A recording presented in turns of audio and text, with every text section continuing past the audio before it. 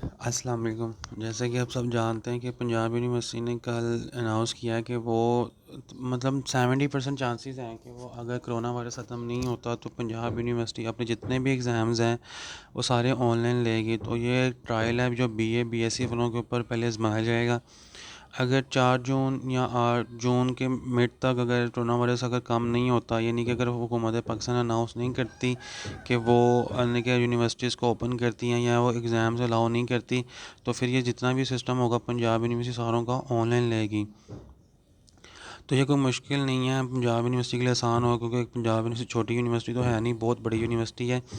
और आप स्टूडेंट को भी परेशान होने की ज़रूरत नहीं है क्योंकि ये इतना मुश्किल अमल नहीं होगा। मैं आपको बताता हूँ कि जो पंजाब यूनिवर्सिटी ने कल अनाउंस किया है कि बीए बीएससी वाले अपना जो भी डाटा है वो किस तरह एंटर कर सकती है। तो इसके लिए एक पंजाब यूनिवर्सिटी ने अपने वेबसाइट के ऊपर इसका बताया हुआ है।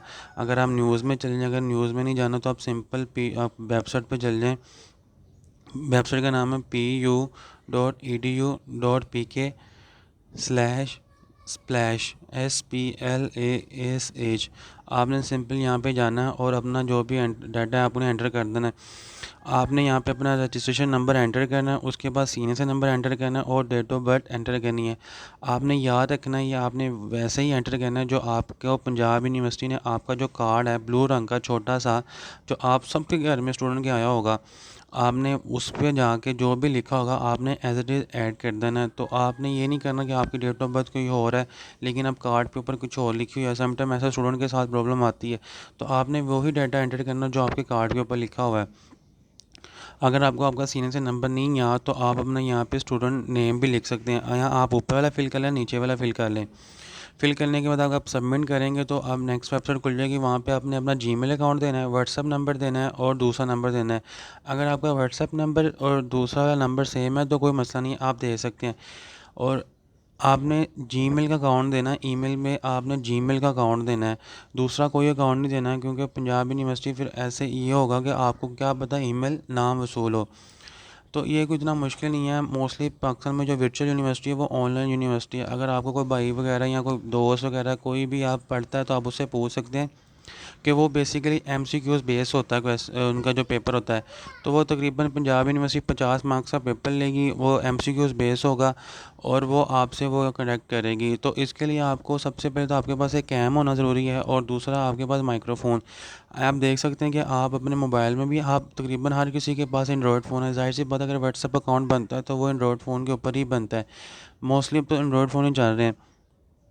तो आप लोगों के पास आईफोन होंगे तो उसमें कैम भी होगा और आपका माइक भी चलता होगा। तो आपसे वो क्या कहते हैं पंजाब यूनिवर्सिटी वहाँ मोबाइल से भी पेपर ले सकती है।